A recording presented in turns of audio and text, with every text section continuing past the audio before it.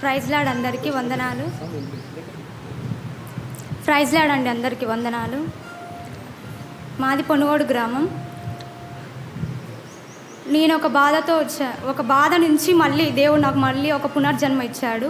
ఒక కడుపు నొప్పితోటి ఒక 6 నెలల నుంచి ఎంతగానో బాధపడుతున్నా. ఎంతోమంది హాస్పిటల్కి, ఎన్నో పెద్ద హాస్పిటల్కి, చాలా పెద్ద హాస్పిటల్కి తీసుకెళ్లారు. కానీ నా రోగం ఏందో ఏ డాక్టర్కి తెలియట్లేదు. అసలుకి ఎక్కడికి తీసుకెళ్ళినా నీకేం కాలేదు, మంచిగానే ఉంది అంటారు. కానీ కడుపు నొప్పితోటి నేను ఎంతగానో బాధపడుతున్నా. చాలా అంటే చాలా, అసలు చనిపోదామని సూసైడ్ కూడా చేసుకోబోయాను ఆఖరికి. కానీ ఒకసారి విజయ్ ఫాదర్ దగ్గరికి వచ్చాను. నేను వచ్చి నా బాధ మొత్తం చెప్పాను. నాకు ఇలా ఉంది, తగ్గడం లేదు, దేవునికి ప్రార్థిస్తున్నాను, రోజు ఎంతగానో కన్నీటి ప్రార్థన చేస్తున్నాను. కానీ నాకు ఈ బాధ ఎందుకు వచ్చిందో, ఎలా వచ్చిందో కూడా తెలియడం లేదు. హైదరాబాద్లో మంచిగా జాబ్ చేసుకుంటూ ఉండేదాన్ని. అసలు ఈ బాధ దేనికి వచ్చింది, అసలు ఏంది, నా పరిస్థితి ఏంది, అసలు ఏం అర్థం కావట్లేదు. నా తల్లిదండ్రులు ఎంతగానో బాధపడుతున్నారు నా కోసం. ఏమైంది మా బుజ్జికి, ఎందుకు ఇంతగానంగా బాధపడుతుంది? 6 నెలల నుంచి బాధపడుతుంది. ఎన్నో పెద్ద హాస్పిటల్కి తిప్పాము, అపో హాస్పిటల్కి తిప్పారు, ఎన్నో స్కానింగ్లు, ఎండోస్కోప్లు ఎన్నో చేయించారు.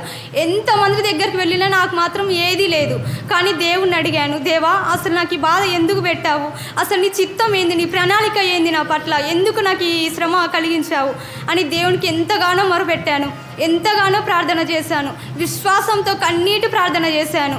6 నెలల నుంచి ఎంతగానో శ్రమ పడినప్పుడు దేవుడు నాకు జనవరిలో నాకు వచ్చిన ప్రామిస్ కార్డు, నీ గొప్ప ఆదరణ నా ప్రాణంకు నెమ్మది కలుగజేయను అనేదని వచ్చింది. ఆ ప్రామిస్ కార్డు వల్లనే నాకు ఎంతగానో దేవుడు చాలా స్వస్థతనిచ్చాడు. అసలుకి నేను ఈ స్థితిలో ఉండి ప్రార్థించి అసలు మీ మధ్యలో ఉన్నానంటే ఇది దేవుని కృపే, బ్రతికి ఉన్నానంటే కూడా అది దేవుని చిత్తమే. ఇంతదాకా దేవుడు నన్ను నడిపినందుకే వందనాలు. నా చిన్న సాక్ష్యం దేవుడు దీవించినాడు. చెప్పట్లు కొడతామా? ఇప్పుడు నేనున్నటువంటి ఇల్లు ఉంది కదా, రెంట్కి తీసుకుంటున్నా. ఆ ఇంటికి ప్రక్కన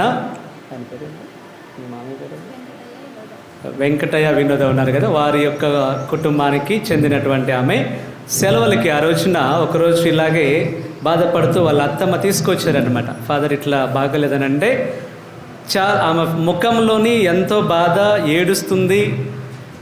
ఏమైంది అని అంటే చాలా కష్టం, ఏదో కడుపులో మంట, ఏదో అగ్ని పెట్టినట్లుగా ఒక రకమైన మంట తట్టుకోలేక ఆమె హైదరాబాద్లో పనిచేసేది, అక్కడ ఉండలేక వదిలేసి వచ్చేసింది ఆ జాబ్ను కూడా.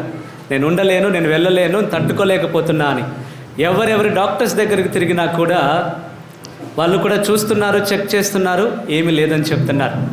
కానీ నిజమైన దేవుణ్ణి నమ్మినప్పుడు అది ఎంత కష్టమైన, అందుకే వైద్యులకే వైద్యుడు, రాజులకే రాజు అయినటువంటి క్రీస్తు ఈరోజు నా కుమార్తెను స్వస్థపరిచాడు. ఆ రోజు ప్రార్థన చేసిన తర్వాత వెళ్ళిపోయింది. ప్రార్థన ఎలా చేయాలో నేర్పించాను. ఆ రోజున ఒక ప్రత్యేకమైన ప్రార్థన నేర్పించినప్పుడు ఆ ప్రార్థన చేసుకున్నది. తర్వాత తన ఉపవాసం, దేవుని మీద ఉన్నటువంటి నమ్మకం, తర్వాత ఇంకొకసారి కొన్ని రోజుల తర్వాత మళ్ళీ కనిపించింది.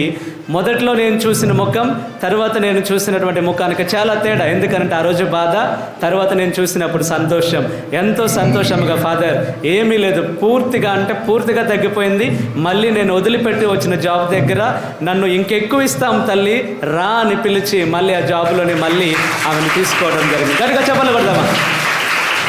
సంతోషం.